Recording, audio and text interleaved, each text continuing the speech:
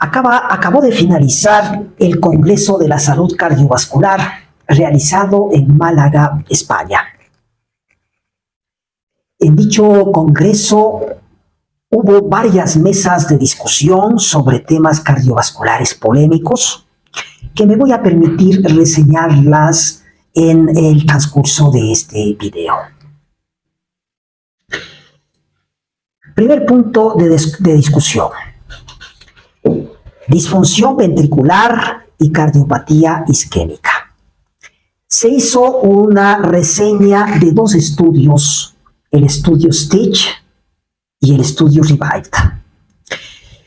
El estudio Stitch básicamente es un estudio que reclutó a pacientes con disfunción ventricular sistólica izquierda y cardiopatía isquémica coronaria. Los pacientes fueron seguidos inicialmente en el Stitch inicial durante 5 años y se los randomizó a una estrategia quirúrgica de bypass coronario versus terapia médica óptima solamente. El punto final primario fue la presencia de mortalidad cardiovascular y mortalidad de toda causa. Nosotros tenemos aquí los resultados del estudio Stitch a 5 años. En el primer gráfico, en el gráfico A, vemos la probabilidad de muerte en función de los años desde la randomización. 5 años desde la randomización, se observa una aparente ventaja del CABG, es decir, de la cirugía de bypass coronaria, en los pacientes sin viabilidad miocárdica, frente a aquellos que tenían viabilidad miocárdica conservada. Sin embargo, cuando se hizo el análisis de otras variables, es decir, cuando los resultados del estudio Stitch a 5 años se ajustaron a otras variables confundidoras, este beneficio significativo en mortalidad no fue tal. Hubo una tendencia a que los pacientes en el grupo de la cirugía de bypass coronaria se beneficien, pero no hubo implicación estadística, es decir, no hubo un resultado estadísticamente significativo. Igualmente, cuando se realizó un análisis de la interacción de la variable esta de la viabilidad miocárdica, se encontró que el valor de interacción era apenas de 0.53, es decir, no había interacción en los dos grupos, en los resultados de los dos grupos, cuando se tomaba en cuenta la viabilidad miocárdica. Ustedes observen acá, en el gráfico de Forest, que los intervalos de confianza cruzan el 1 en los dos casos, tanto en pacientes sin viabilidad miocárdica como en pacientes con viabilidad miocárdica. Es necesario, y de hecho esta fue un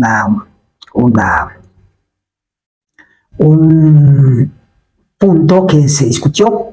En el estudio Stitch no necesariamente se exigió que los pacientes randomizados tengan viabilidad miocárdica. Sin embargo, cuando los médicos de la Sociedad Española de Cardiología en este último congreso realizan un análisis del estudio Stitch a 10 años en el estudio Stitch, es decir, en el seguimiento que se hace a los pacientes a 10 años, sí se encuentra que en mortalidad de cualquier causa, en mortalidad de causas cardiovasculares y en mortalidad de cualquier causa o de hospitalización cardiovascular, la terapia de bypass coronaria es superior a la terapia médica óptima en este tipo de pacientes. Miren ustedes en el gráfico de Kaplan-Meier, la tasa de eventos, por ejemplo, de muerte de cualquier causa, tiene un hazard ratio de 0.84 a favor del grupo de bypass coronario. La tasa de eventos, el porcentaje de la tasa de eventos a 10 años de seguimiento es mucho menor en el grupo de bypass coronario que en el grupo de terapia médica. Igual ocurre en el caso de las muertes por causas cardiovasculares, También el CABG, es decir, la cirugía de bypass, es superior a la terapia médica y el CABG también acá es superior a la terapia médica. Es decir, el estudio Stitch en el que no hubo un criterio rígido para randomizar a los pacientes de viabilidad miocárdica, a los 5 años no demostró beneficio en mortalidad de la cirugía de bypass coronario versus el tratamiento médico óptimo solo. Pero a 10 años dicho beneficio se observa en mortalidad de toda causa, en mortalidad de causas cardiovasculares y en muerte de cualquier causa u hospitalización cardiovascular. Sin embargo, hace poco tiempo se publica el estudio REVIVED. Este estudio también reclutó a pacientes con disfunción sistólica ventricular izquierda y cardiopatía isquémica coronaria. Muchos de ellos tenían, como en el anterior estudio, en el Stitch, pues, enfermedad de triple vaso, con compromiso de descendente anterior proximal, también con enfermedad de tronco coronario izquierdo, es decir, muchos de ellos eran de alto riesgo, y uno pensaba que el estudio REVIVED iba a tener resultados beneficiosos cuando se comparaba la PCI, la angioplastia, ¿no? Es decir, la intervención coronaria percutánea en dichos pacientes frente a la terapia médica óptima. Y resulta que a aproximadamente 7 u 8 años desde la randomización, en este gráfico de Kaplan-Meier observen que las curvas tanto de la PCI como de la terapia médica óptima no se abren en ningún momento de la evolución clínica de los pacientes. Es decir, el hazard ratio muestra que el resultado no es significativo. La PCI, la intervención coronaria percutánea en pacientes con disfunción sistólica ventricular izquierda y cardiopatía isquémica coronaria, no es superior a la terapia médica óptima en estos pacientes. El estudio REVIVED fue prácticamente, según lo que reportan los cardiólogos de la mesa esta que estoy indicando, fue un baño de agua fría para todos los cardiólogos del mundo entero, porque no pensamos nosotros que los resultados se iban a dar en este sentido. Creímos que la intervención coronaria percutánea en este tipo de pacientes sería el tratamiento óptimo frente a la terapia médica óptima, pero no ocurrió así. De todas maneras, yo considero personalmente que muchos de los pacientes reclutados que tuvieron disfunción ventricular izquierda sistólica, muchos de ellos tuvieron una disfunción sistólica ventricular izquierda que no era debida propiamente a la cardiopatía isquémica coronaria, es decir, no se hizo un análisis de la correlación exacta entre la disfunción que presentaban los pacientes y la cardiopatía isquémica. Hay mucha posibilidad de que muchos pacientes con disfunción ventricular izquierda sistólica tengan otro tipo de causa y que realmente fueron randomizados, por ejemplo, en el estudio REVIVED, por lo que no se vio el beneficio correspondiente.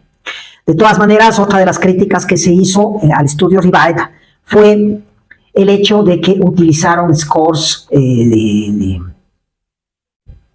de calificación coronaria que fueron desconocidos incluso para hemodinamistas coronarios que pues están en el día a día en este tipo de asuntos. Un score británico de calificación coronaria que pocos conocíamos en la práctica diaria. El primer asunto de polémica. El segundo asunto de polémica. La descompensación cardíaca en falla cardíaca crónica.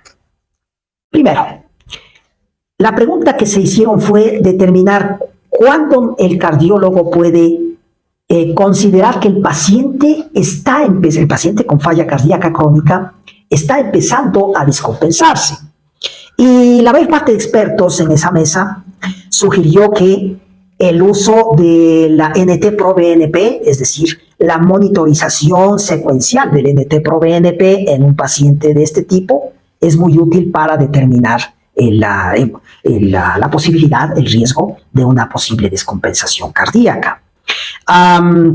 Yo por lo menos consideraría que en los estamentos del ejercicio profesional cardiológico de medicina primaria podría también ser el peso corporal una de las variables que podrían ayudarnos a nosotros a seguir a los pacientes y prevenir una posible descompensación. Cuando el paciente incrementa excesivamente de peso, el paciente cardiópata, el paciente que tiene una falla cardíaca crónica, incrementa su peso corporal en forma excesiva, es un red flag, es decir, es una bandera roja que hace que los clínicos cardiológicos tengamos que investigar en forma más exhaustiva a dicho paciente. Bien, se hizo hincapié también al hecho de la telemonitorización del paciente. En España ya está habiendo un sistema a través del cual los médicos cardiólogos pueden conocer el resultado de las variables hemodinámicas del paciente a través de análisis que se hacen por medio de a distancia, es decir, solamente por medio de un enlace de intranet que permite realmente, por ejemplo, saber si es que el paciente está empezando a realizar un incremento de las presiones de llenado del ventrículo izquierdo o un incremento de la congestión vascular pulmonar. Incluso hay ciertos dispositivos portátiles que realmente no los tenemos aún aquí en el país, que permiten, por ejemplo, hacer un screening de fibrilación auricular, por ejemplo. Dispositivos como reloj que alertan tanto al paciente como al médico que está con telemonitorización para determinar si es que el paciente está entrando a episodios de fibrilación auricular silentes. Es decir, también la telemonitorización podría ser un instrumento útil para poder evitar que el paciente llegue a una descompensación cardíaca. Pero cuando el paciente ha llegado ya a la descompensación cardíaca, nosotros debemos determinar, si el paciente está, por ejemplo, congestivo. La primera instancia farmacológica para utilizar en dichos pacientes debería ser un diurético, ¿no? Y el diurético que nosotros usamos en la práctica clínica cardiológica es el diurético de ASA, la furosemida, para administración intravenosa. Mientras más rápido utilicemos la furosemida, mejores resultados en el paciente con descompensación cardíaca. Es necesario también hacer hincapié que cuando el paciente ya recibe un beta bloqueante, por ejemplo, pacientes con falla cardíaca con fracción de eyección reducida, hay que reducir a la mitad las dosis de los beta bloqueantes cuando haya una descompensación cardíaca. Igualmente, en dicha mesa se hizo hincapié a que el cardiólogo del paciente que ha sufrido una descompensación mire el tratamiento que el paciente está recibiendo en su casa, que se cerciore de que los cuatro pilares de intervención farmacológica para la falla cardíaca, sobre todo con fracción de eyección reducida, se estén cumpliendo. Sobre todo los dos pilares, aquellos que hacen referencia tanto al uso de los inhibidores SGLT2 como al uso del sacubitril/valsartán. Eso en cuanto al asunto de la descompensación. Pero también los expertos en dicha mesa señalaron, y esto es un consejo para todos los cardiólogos clínicos que me escuchan, hay que utilizar un producto que, de acuerdo con los resultados del estudio Victoria, ha sido útil para pacientes en descompensación cardíaca que tienen una falla cardíaca con fracción de eyección reducida. Este producto se llama el Vericiguat. Este Vericiguat actúa sobre una vía distinta a la vía que nosotros, a las vías que nosotros estamos viendo, sobre las que actuamos en el tratamiento convencional.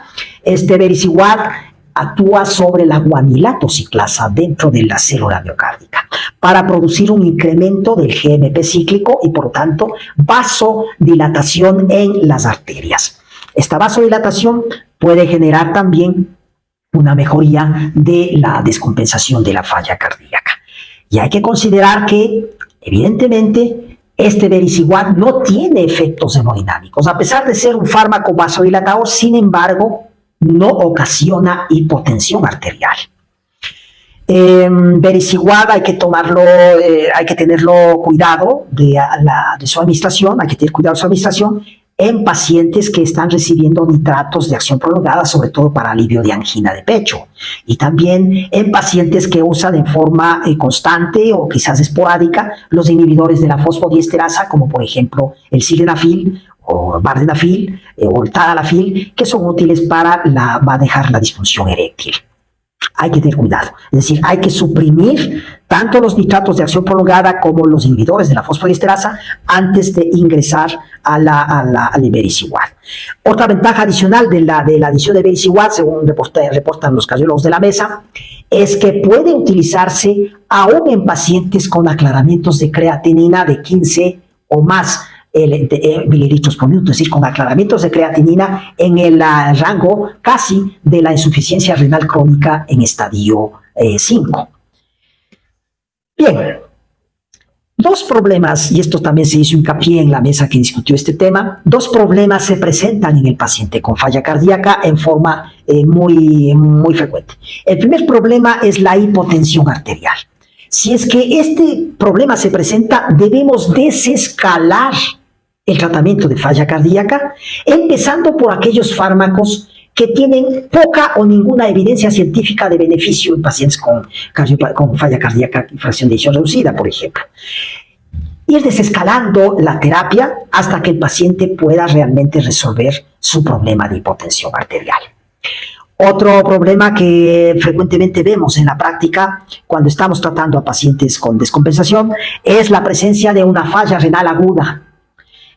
Cuando haya una falla renal aguda, pues es necesario saber cuál es la causa de la falla renal. Si es que es una causa prerrenal, es decir, tal vez por déficit de perfusión debido a la falla cardíaca, o si es que realmente hay un problema renal primario que no lo hemos identificado. Si es que es un problema por déficit de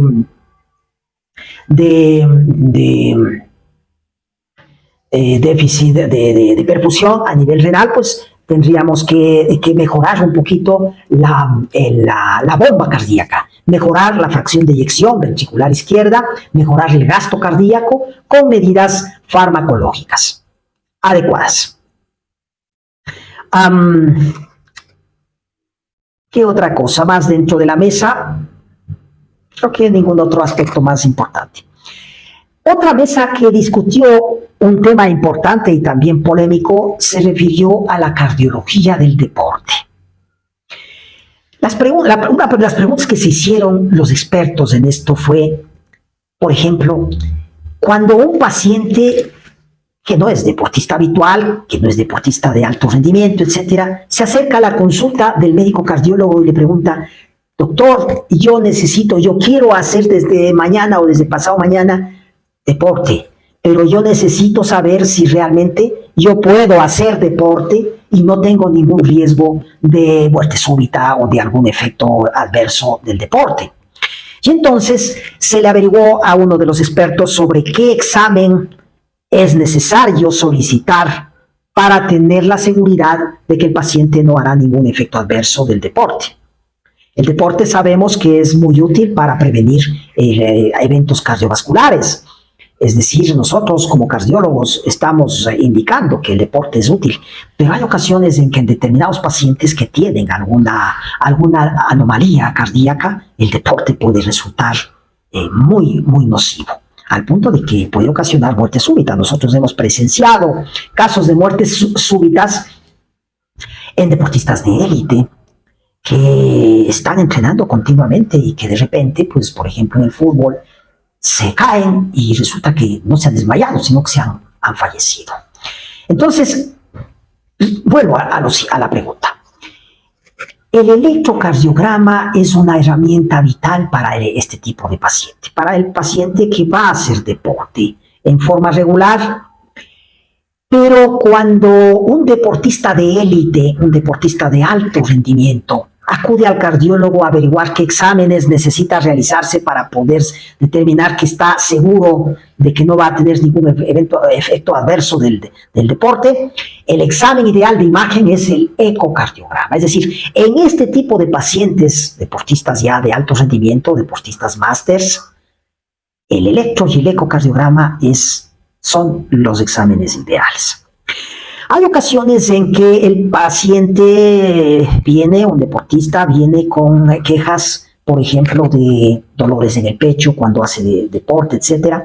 En esos casos, bien podríamos nosotros hacer uso de un score de calcio coronario, por ejemplo, que sería adecuado.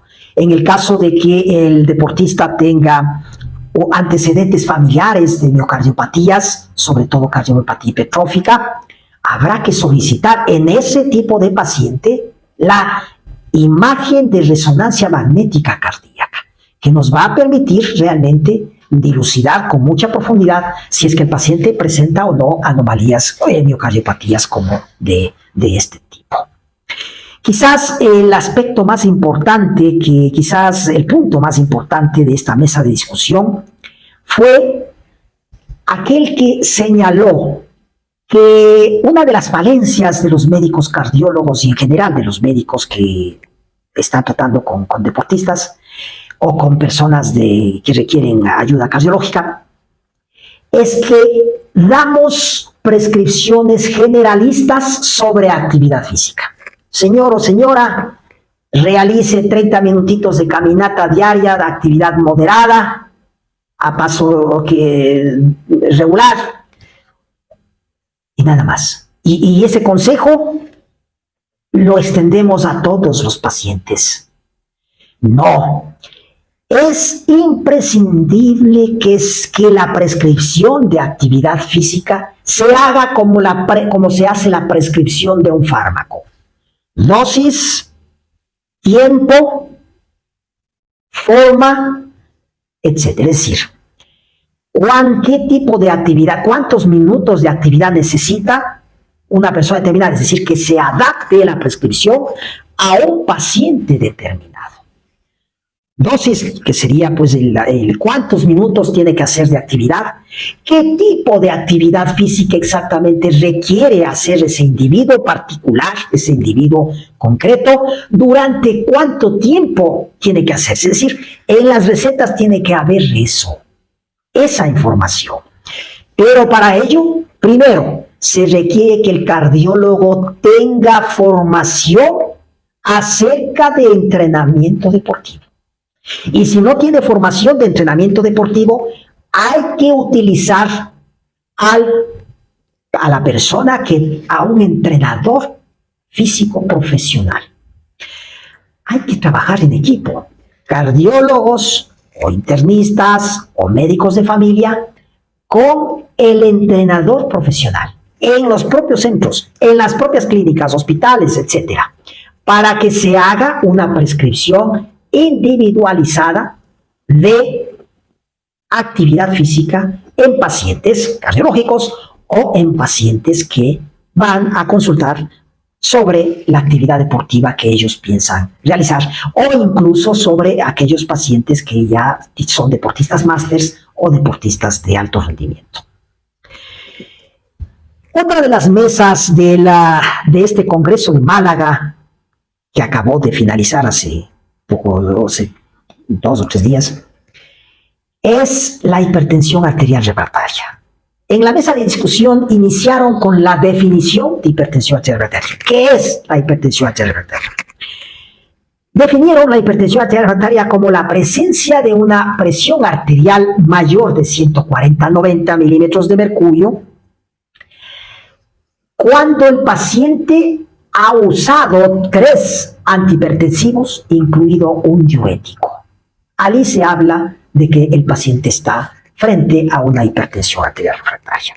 Y claro, es evidente, esto se presenta entre el 5 al 10% de aquellos pacientes con hipertensión arterial en general.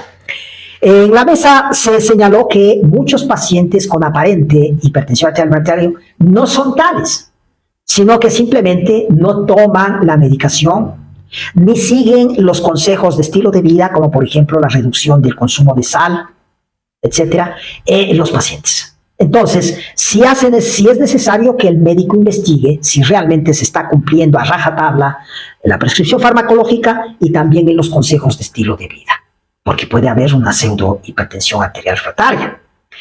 Pero bueno, en aquellos pacientes que ya tienen un diagnóstico confirmado de hipertensión arterial refractaria, en esos pacientes hay que utilizar una estrategia farmacológica como los antagonistas de mineralocorticoides. Y el antagonista de mineralocorticoides, que según los estudios Pathway, que fueron presentados hace poco tiempo en los congresos de la Sociedad Europea de Cardiología, estos estudios demuestran que la adición de espironolactona puede suprimir la hipertensión arterial refractaria, puede tratar esta hipertensión arterial refractaria. Hay también otras alternativas como la amiloide, como la eplerenona, de hecho se discutió en esta mesa aquello, pero con el inconveniente de que la prescripción, por ejemplo, de eplerenona o amiloide no es de una tabletita diaria, sino que tiene que haber 2 o 3 veces por día de administración, y eso pues reduce la probabilidad de adherencia a la terapéutica médica. De todas maneras, también se señaló que si es que ya, a pesar de que el paciente usa un antagonista de mineralocorticoide y la triple terapia señalada, no da resultado, con la cuádruple terapia sería, la terapia de denervación renal es muy útil. La denervación renal básicamente consiste en un procedimiento hemodinámico invasivo.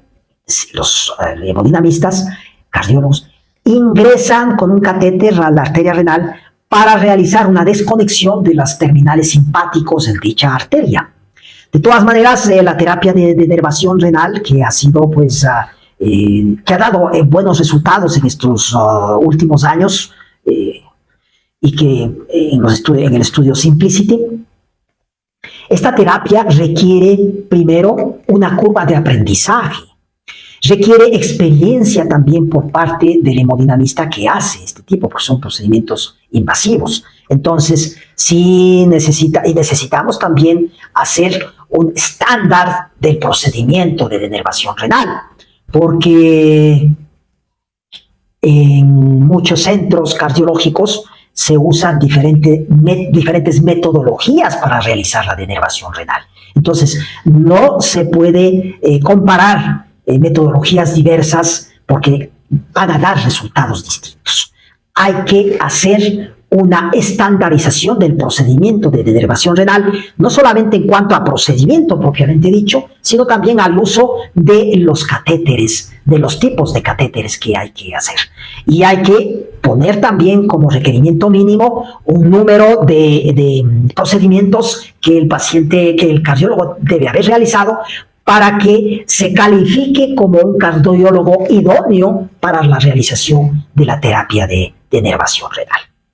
Estos son, a mi modo de ver, las principales polémicas que se desataron en este último Congreso de la Salud Cardiovascular que terminó hace 2 o 3 días en Málaga, España, y que me he permitido darles a conocer en este video.